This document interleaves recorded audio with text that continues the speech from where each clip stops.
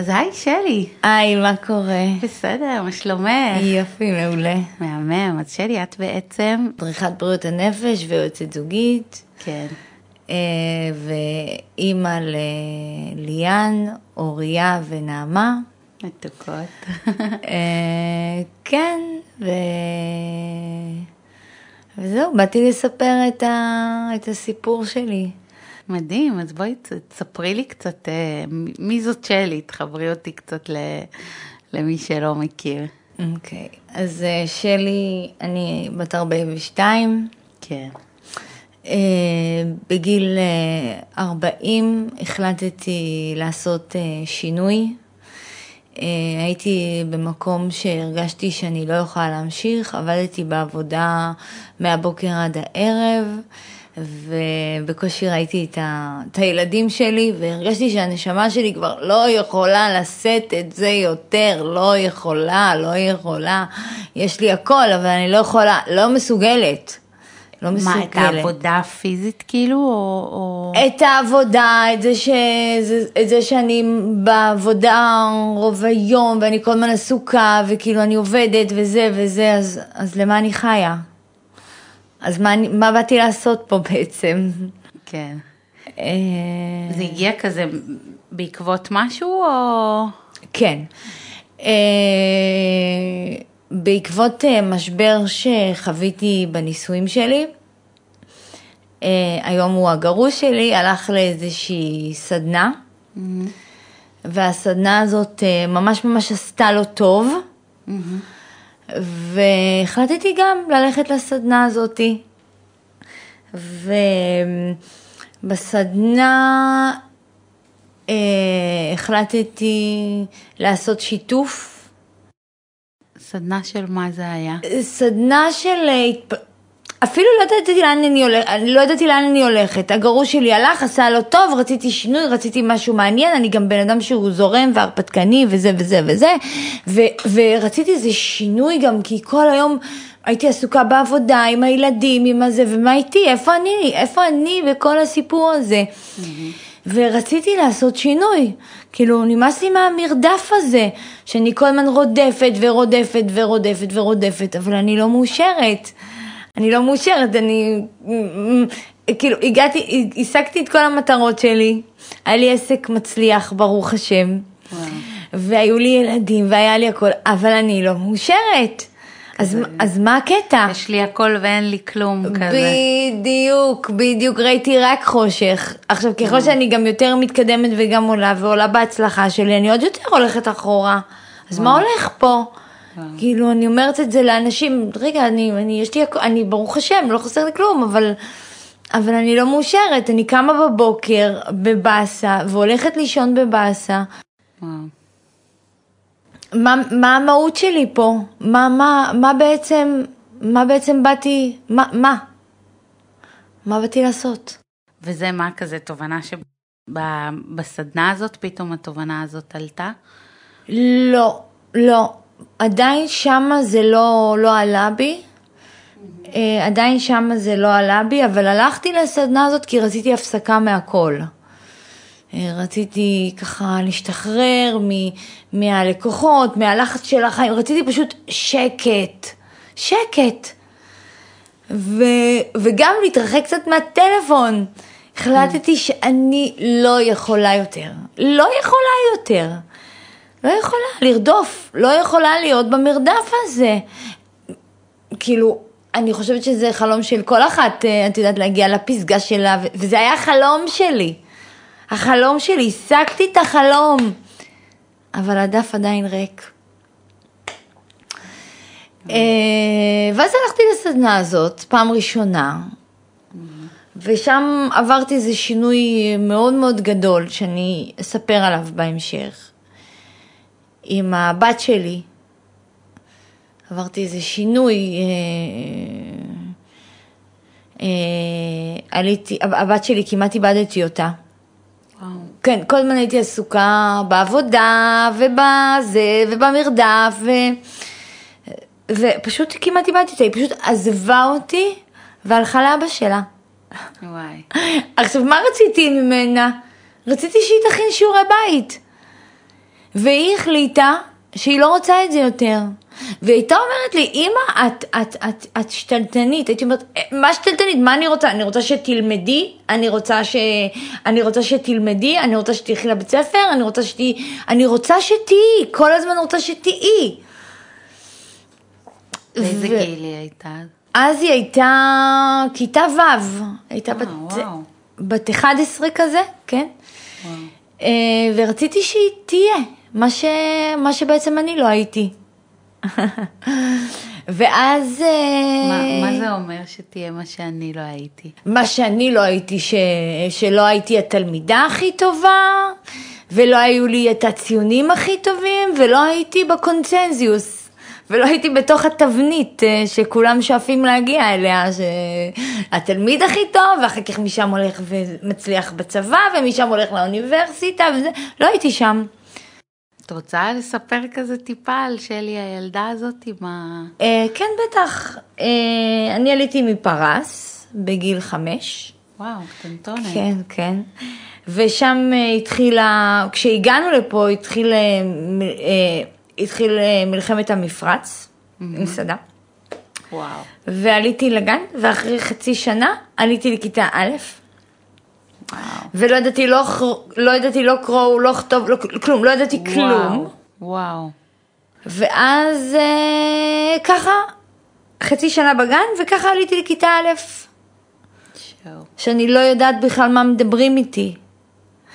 ומשם התחילה כמובן מלחמת המפרץ, ואיכשהו הגעתי לכיתה ב', ואני זוכרת שהמורה אמרה, תרשמו את השם של סבא שלכם, דוד, לא ידעתי איך לרשום את זה. וואו. ילדה בכיתה ב',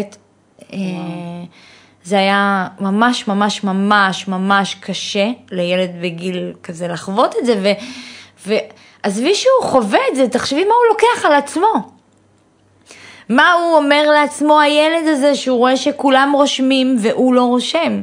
איזו תחושה קשה. זה כאילו בחוץ יש מלחמה בלגן, אבל גם, וזה טראומטי ממש היה הימים האלה, ואז גם בתוכו בפנים איזה מלחמות ואיזה חרדות ואיזה, כאילו להצליח לרשום משהו הכי בסיסי, אני לא יכולה, אז מה אני... לא ידעתי. תחושות נוראיות. כן, כן. וואו. עם כל הקושי הזה, את צריכה להתמודד. ובתור ילד, זה קשה. ואז שלא הצלחתי להתמודד עם זה, העבירו אותי לכיתה קטנה. כיתה קטנה, שזה כיתה עם 12 ילדים היינו, שזה התקופה שאני זוכרת כהכי כיפית בחיים שלי. הכרתי שם חברים מדהימים, ולכל ילד היה את הקושי שלו, אחד היה מגמגם, ואחד היה זה, לכל אחד היה את הקושי שלו, אבל היינו כקבוצה, והיה כיף. והיו שם באמת ילדים עם קשיים בבית, היו ילדים עם קשיים, אבל היה לנו שם מורות מדהימות, ואני זוכרת רק חוויות טובות, באמת. מדהים. ושם ממש גדלתי, ומילדה שלא יודעת לקרוא, למדתי לקרוא, ולאט לאט נכנסתי לכיתה הרגילה. באיזה גיל חזרת לכיתה הרגילה? אז בכיתה ד' כבר כאילו... וואו. כן, זה העניין של פשוט לימדו אותי לקרוא ויאללה, החזירו אותי לתלם.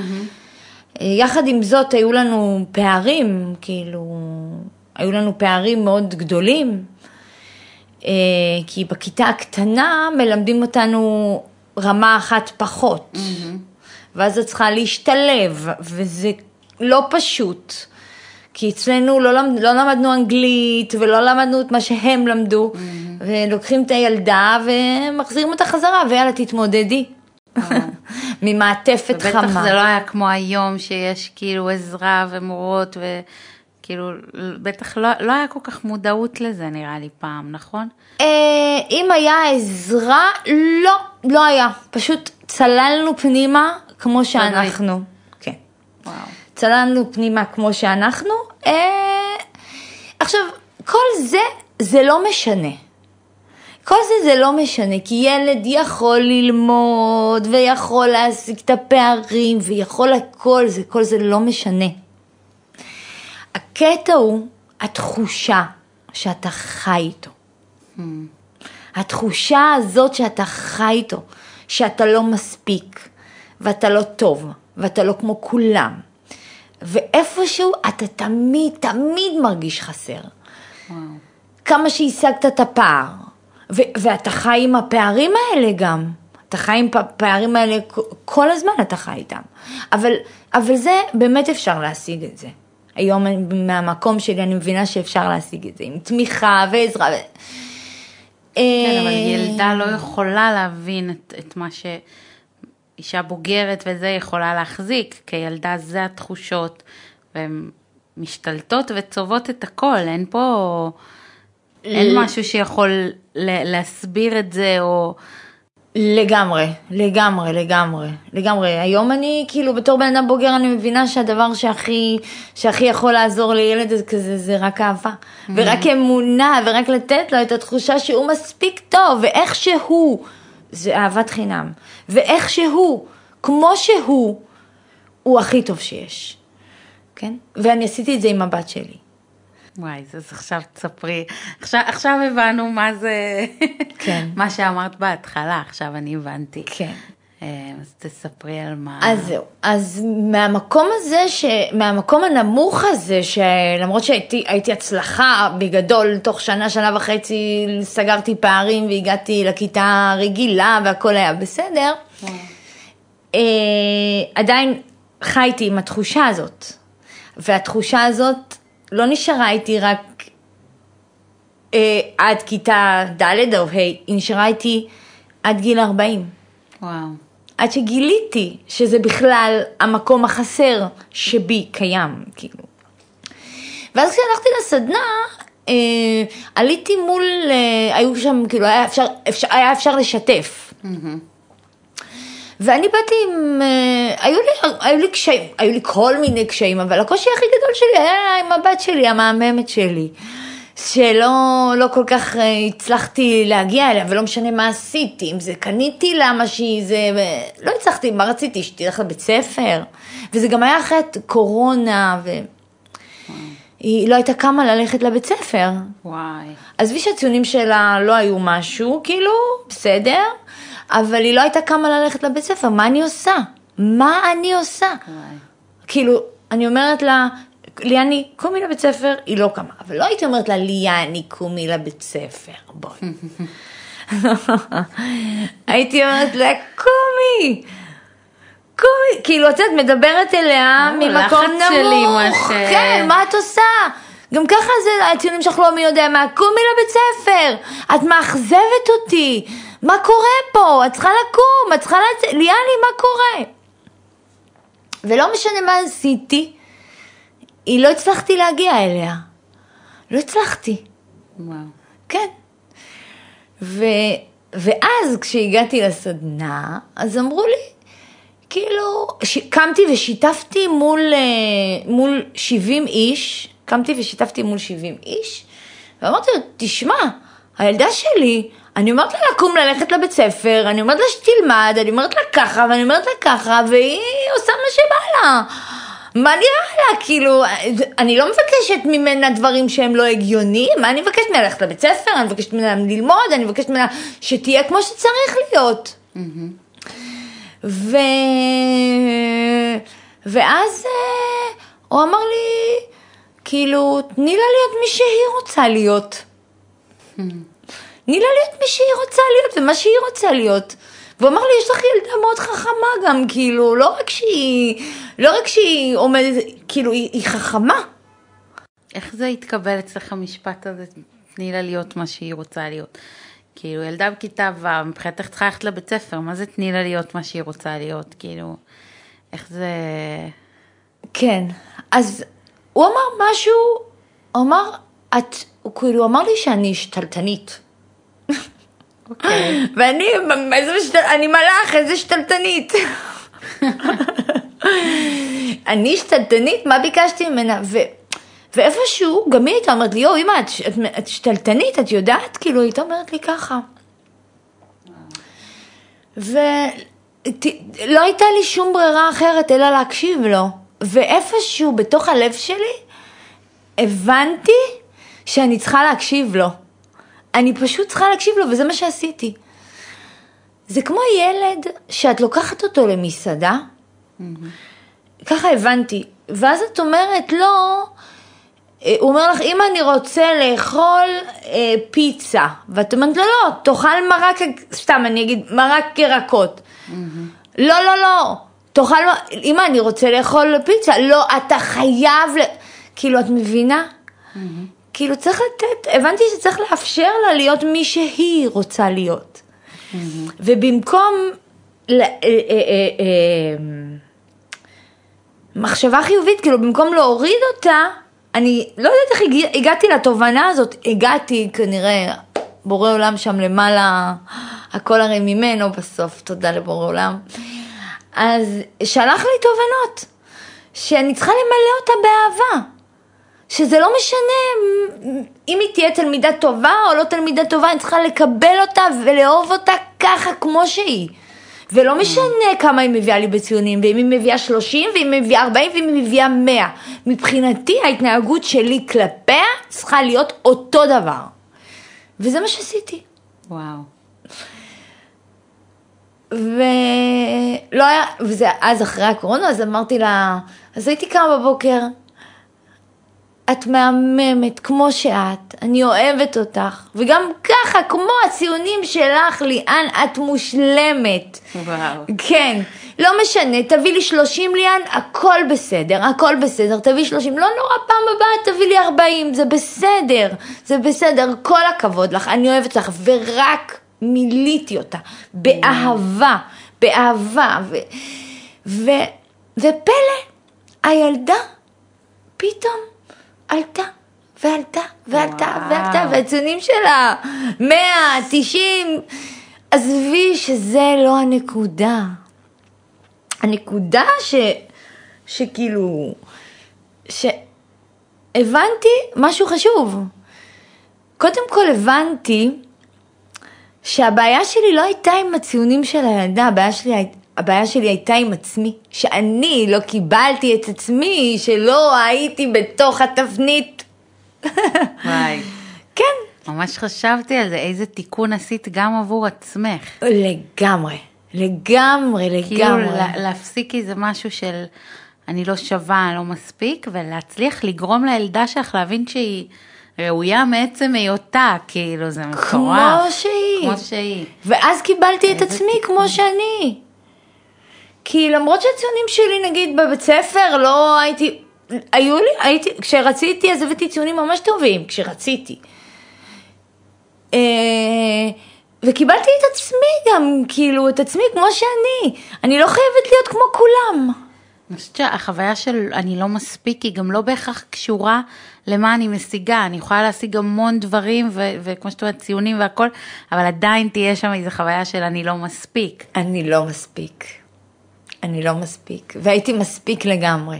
הייתי אימא ל3 בנות מדהימות, היה לי עסק, ברוך השם, אבל הייתי בתודעת חוסר, שלא מספיק. זה בדיוק התודעה הזאת, שאתה לא מסתכל על מה כן יש לך בחיים.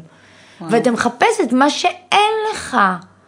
כאילו, במקום להגיד, יש את המשפט הזה שאומר, אין העשיר, איזהו עשיר השמח בחלקו, שאנחנו צריכים תמיד להסתכל, אנחנו בדרך כלל מכורח הנסיבות מסתכלים על כאילו מה מגדיר בחוץ את הטוב והנכון ואיך זה צריך להיראות ואיך הוא צריך, אבל בואי תסתכלי על מה שיש לך.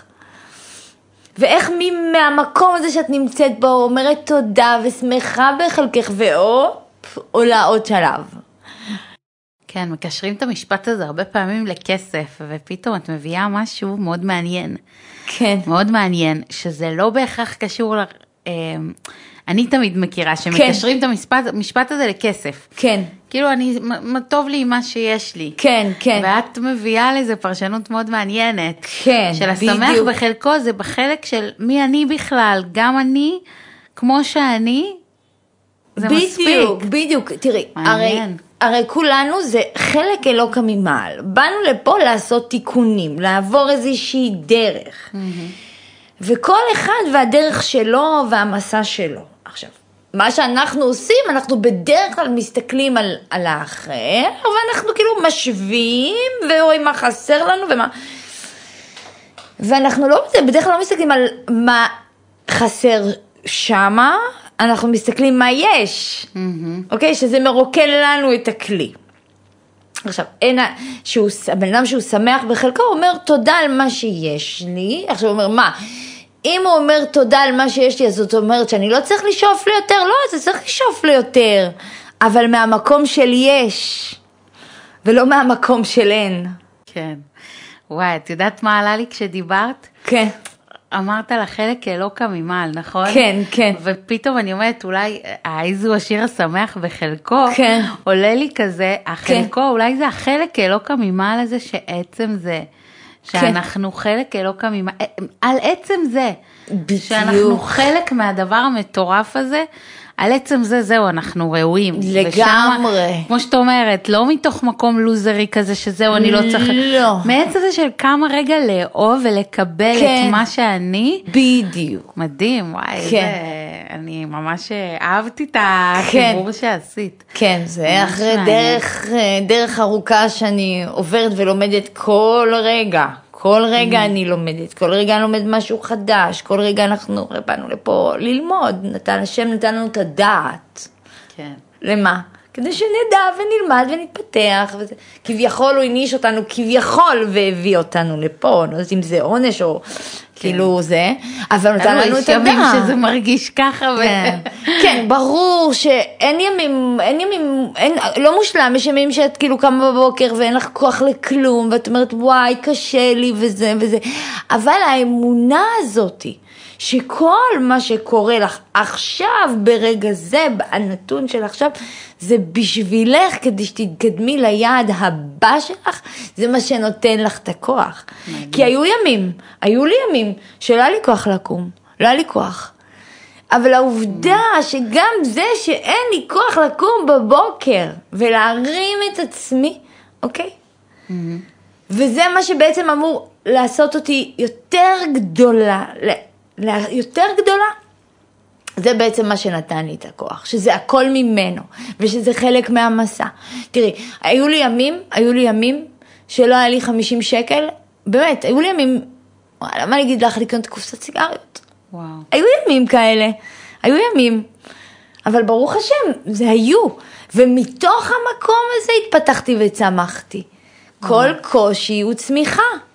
כי את אומרת, הדרך לא הייתה תותים וורדים. ברור שלא. גם ההצלחה, גם שם היה הקושי. אין דבר כזה רק טוב או רק רע או רק זה.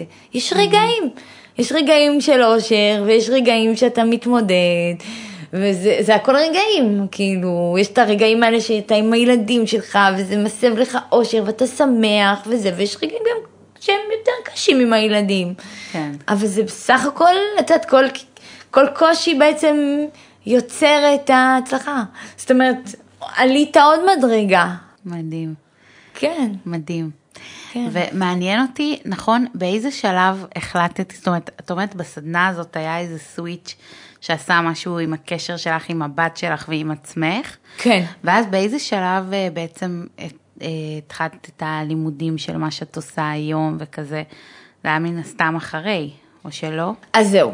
אז אחרי שעשיתי את הסדנה הראשונה, ועברתי את הטרנספורמציה עם מה שאני חייבת לספר עוד משהו שהוא מאוד חשוב, אחרי שעברתי את השלב עם הבת שלי, שהתחלתי לחשוב חיובי ולמלא את הכלי, יום אחד הלכנו, אני והמשפחה, הלכנו לאיזה קיבוץ כזה, בראש השנה.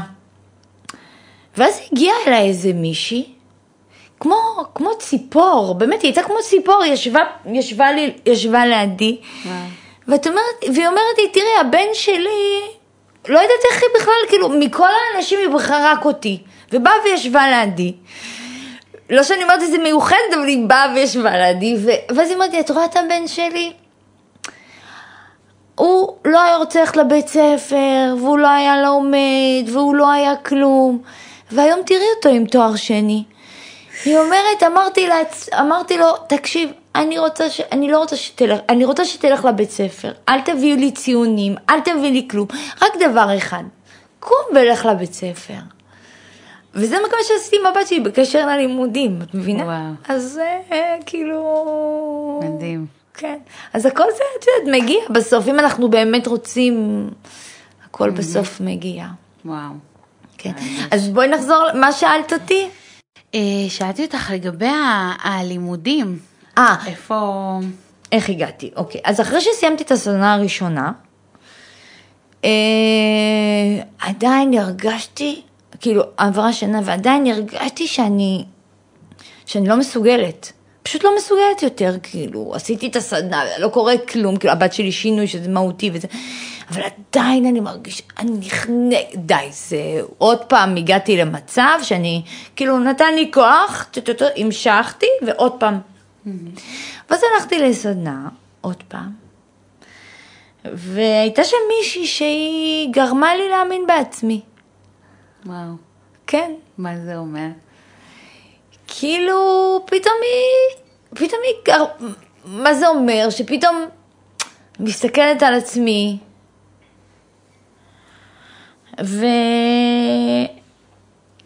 ואת מבינה שבעצם את טובה. את לא טובה, את מצוינת, כאילו, את לא גרמה, להבין שהערך שלי, מה, בשיחה? לא יודעת אם זה מה תראה, אני אספר לך סיפור. היא המאמנת הזאת, שמה גרמה לי להאמין בעצמי. פשוט איכשהו, לא יודעת מה, היא גרמה לי להאמין בעצמי. עברתי שם איזה שהן חוויות, ודווקא יצאתי משם עם תחושות לא כל כך טוב, כאילו נעימות, אבל ידעתי שזה לטובתי. כאילו שיש פה משהו שאני צריכה ללמוד, שזה לא סתם. השינוי הכי מהותי שהיה לי, שזה כאילו, נקלטתי להיריון, בטעות שלא בטעות. ונכנסתי לדיכאון עמוק. והיו לי כבר 3 בנות, ואיך אני עם העסק שלי, עכשיו עוד תינוק. איפשהו בלב רציתי ולא רציתי. ואז הייתי כמה בלילות, אפילו לא ידעתי שאני בהיריון, תביני, כל כך הייתי עסוקה בחיים, בעבודה, עם הילדים. לא הסתכלתי על עצמי בכלל. פתאום נפל לי האסימון שאני בהיריון. פתאום, בוקר טוב אליהו. וואו. כן. במרוץ. וברגע שגיליתי שאני בהיריון, דיכאון, אבל את לא מבינה איזה דיכאון הייתי, כאילו עמוק, לא יכולתי לקום מהמיטה גם עוד פעם. ואז הייתי כמה בלילות. ובלילה אחד קמתי, ומתוך ייאוש, באמת שכבר לא ידעתי מה לעשות עם עצמי, המחשבות, ומה אני אעשה עם הילד, ואיך הוא יבוא, ואיך אני אעשה את זה, ואיך אני אסתדר, ואיך עם העסק, ואיך אני... התחלטתי לדבר עם בורא עולם. ניהלתי איתו שיח. פעם ראשונה בחיים? פעם ראשונה שניהלתי איתו שיח מלב ולב. הסתכלתי לשמיים, אמרתי לו, בורא עולם, אני יודעת שאתה לא נותן לאנשים דברים שהם לא יכולים לעמוד בהם. לא יודעת אם אני אוכל לעמוד בעוד תינוק. אני עם 3 ולא פשוט לי. וגם היחסים שלי עם הגרוש שלי עכשיו לא היו מי יודע מה. אני לא חושבת שאני אוכל. תן לי מחר לקום בבוקר ודי. קח את זה ממני. וואו. וזה מה שהיה יום למחרת. וואו. יואו. זה, עכשיו, היה גם משהו שביקשתי ממנו, אבל אני לא אגיד את זה, כי זה לא כל כך מתאים פה. אבל כן, יום למחרת קמתי, ביקשתי ממנו שיהיה לי דימום, ויום למחרת קמתי, וזה מה שהיה. וזהו. מטורף. וזהו. מטורף. וזהו.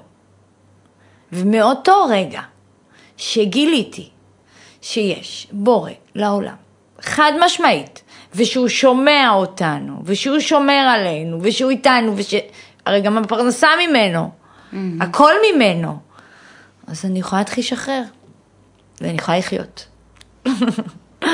ואז התחלתי ללכת ללימודים, ובאמת הגעתי לאלימה, ושם למדתי את החיים מחדש.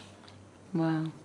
למדתי שאף אחד לא יכול להגיד לי מי אני, ושהערך שלי בידיים שלי, וזה לא משנה אם יש לי תואר או אין לי תואר, או אם, אני בעד לימודים, כן, שלא תהיי, אני כן חושבת שצריך ללמוד וזה וזה, אבל לא, זה לא אומר עליך כלום, כי יכול שבילדות שלך עברת איזשהו קושי מסוים וזה וזה, ובואי, היום אתה יכול לקחת קורס ב-1200 שקל ולהצליח ולהגיע לגבהים.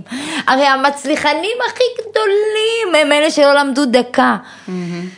אוקיי? אני לא אומר שלא צריך ללמוד, כן? צריך ללמוד. אבל יש לכל אחד זכות קיום, עם תואר, בלי תואר. כולנו יש מקום. זה לא אומר עליי כלום. כן. אני סך הכל בן אדם, כמו שאמרת, חלק אלוקא ממעל. אני נשמה שבאתי לפה לעבור תיקונים ולעשות תיקון המידות, שזה הדבר הכי חשוב. מדהים. ולא משנה מה אני אלבש ואיך אני אראה ומי אני ומה אני, זה המטרה שלשמה באנו. מדהים. זהו. זאת אומרת, אני שומעת פה ממה שאמרת, מצאת את כזה, גילית את אלוקים, אלוהים, לא יודעת איך את, כל אחד והניסוחים שלו. לגמרי. ואז התעוררה איזושהי אמונה, ואני חושבת שהאמונה הרבה פעמים הולכת מאוד טוב, כמו שאמרת, זה מאפשר לשחרר. ולשחרר זה להתחיל גם להאמין שאני טובה ואני בסדר, זה ממש הולך ביחד. שמה שעברתי... זה משתלב טוב. בדיוק, שמה שעברתי בעצם, זה בעצם מה שהייתי צריכה לעבור, כדי להגיע לנקודה המסוימת הזאת. כדי להבין שהיום הבחירות שלי פשוט צריכות להיות שונות. ועברת לא מעט.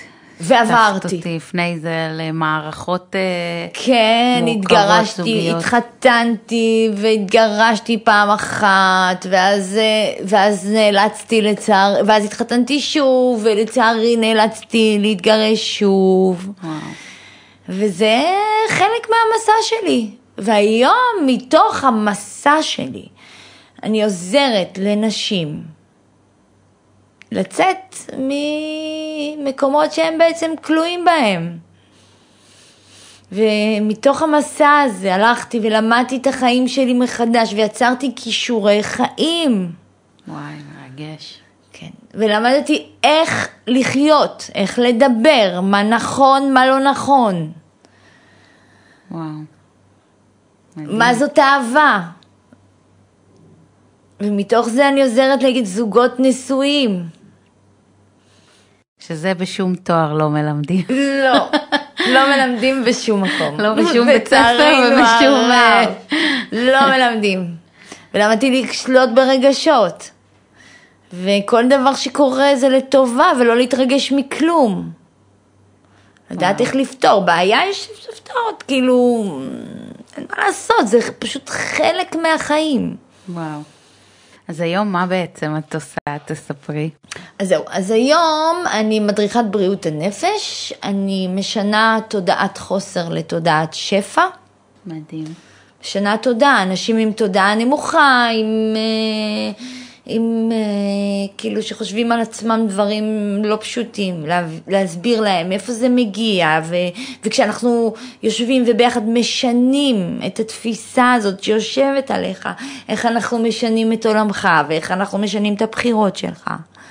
ואני גם יוצאת ניסויים, ויש לי הצלחות כאילו שאני בעצמי לא מאמינה, אנשים שלא היו יוצאים ביחד ופתאום הם יוצאים ביחד, ופתאום הם מכירים אחד את השני ומכירים את העבר ולומדים מה זה אהבה ומה זו תקשורת ומה זה אחדות ומה זה ביחד ומה זה, לומדים חיים. וואי, זה לומדים מרגש. פשוט חיים אחרים. מדהים. וזה השליחות שלי פה. מדהים. כן, תודה לאל. וואו, זה מרגש. ויש לך גם, נכון, גם, זאת אומרת, את בעצם היום מטפלת זוגית גם, נכון? כן, אני מטפלת זוגית. מדהים. זה לא מטפל, זה יועצת. יועצת, אוקיי. כן, יועצת. מדהים, ויש לך גם סדנאות? כן, כן, כן, אני עושה סדנאות לנשים, סדנאות מהממות, שבנות שם עוברות התפתחות אישית. כן. אני יכולה לספר לך מבנות שהיו בסדנאות אצלי, איך הם שינו את החיים שלהם. וואו. מישהי שהייתה תקועה בעבודה שהיא לא אוהבת, והחליפה את העבודה שלה. ומישהי שהייתה תקועה כל הזמן במערכות יחסים כושלות, ופתאום היום היא כבר לא נמצאת שמה. ומישהי ששיפרה את היחסים שלה עם הבן שלה, באמת. אני ממליצה באמת לכל אישה, לבוא ולעבור את הסדנה הזאת. וואי, זה מדהים. כן, כן, ברוך השם. מדהים, מדהים. כן, סדנאות מהממות, באמת. וזה דווקא כאילו, זה פשוט השליחות שלי בעולם הזה. את יודעת שבן אדם נמצא בשליחות שלו, כן. רואים את זה, מרגישים את זה, כן. אי אפשר לפספס נכון. את איך דיברת על השנים שלא היית שם, כן. ואיך את מדברת על כולך מוארת וזורחת ומחייכת, אי אפשר, זה הדבר הכי עוצמתי שיכול להיות, כן. שבן אדם בשליחות שלו, כן. אין, זהו, זה הדבר הכי כן. מחובר והכי מרגש שיש כן, לראות. ברוך השם. כן. ואני חושבת גם שלאור כל מה שסיפרת, באמת יש איזה מקום שזה לא מגיע משום, זאת אומרת, עברת דברים, חווית דברים, ומתוך זה, אתה יודעת, יש אנשים שאתה אומרת, טוב, הכל היה להם פשוט וקל, אז סבבה, הם גם, ולא, כן. זו בחירה ממש של בחירה. כן, היה קושי, כן, חוויתי המון קשיים, אם זאת העלייה, ואם זה הקושי בלימודים, ואם זה הגירושים, ואם זה החוויה עם הבת שלי, ואם אני בתוך עצמי, שזה הכי כאילו עוצמתי, ואיך לא ידעתי להסתכל על החיים בצורה נכונה, וחוויתי המון קשיים, הייתי בתוך זוגיות אלימה, והייתי בתוך מקומות מאוד מאוד נמוכים, אבל תמיד מהמקום הנמוך הזה ידעתי לקחת את עצמי ולצאת משם ולחוות חיים חדשים, והשיא היה בגיל 40 שהחלטתי שזהו. אני לא רוצה להיכנס למקומות האלה ולצאת מהם ולהיכנס ולצאת מהם, אני רוצה חיים אחרים. לא רוצה את זה יותר. לא רוצה. ומתוך זה יש לך יותר יכולת באמת, זה תמיד אומרים את הדוגמה הזאת, זה לא להסתכל למישהו מהבור למטה ולהגיד לו מלמעלה, כן. אלא זה ממש לרדת עם מישהו לתוך הבור, כי את יודעת איך מרגיש הבור הזה, ואז ביחד אפשר לעלות יותר. ברור. את יודעת שבאות בנות אליי, לבנות, זוגות, זה לייעוצים או למפגשים, אז להדרכות, אז תמיד אני אומרת, כאילו, כשאני מדברת, אני הייתי שם, אני אומרת לך את זה מהמקום שאני הייתי שם. את יודעת, בשום מקום לא תוכלי ללמוד כמו מה שחווית על הבשר שלך. אני הייתי שם, בהרבה מקומות הייתי. ברוך השם, כאילו, ותודה לאל, אני אומרת. אומרת. את עוזרת לאחרים לעבור. והיום מהמקום הזה, ברוך השם, בתור שליחות, בתור צינור, זה הרי הכל בסוף ממנו. תודה לבורא עולם. אני עוזרת, כן, אני עוזרת לאנשים, ברוך השם. אנשים עוברים שינויים, וזה טוב. מדהים. וואי, ושלי, אני רוצה לשאול אותך אם מישהו רוצה להגיע אלייך, איך אפשר למצוא אותך? תגיד, טלפון או רשתות וכזה? אז אפשר טלפון שלי זה 050-390-66, הם יכולים ליצור איתי קשר בשמחה, אני גם עושה שיחה כזאת של היכרות, הם יכולים להגיע אליי דרך הפייסבוק, לרשום שלי ראובן, וליצור איתי קשר, ואם הם רוצות לסדנאות לנשים שרוצות לעבור שינוי, שנמצאות בדרך כלל בנות שהן עברו גירושים קשים, עברו התעללות, עברו אלימות, אני פה בשבילהם. מדהים, מרגשת. תודה רבה. תודה שלי, תודה.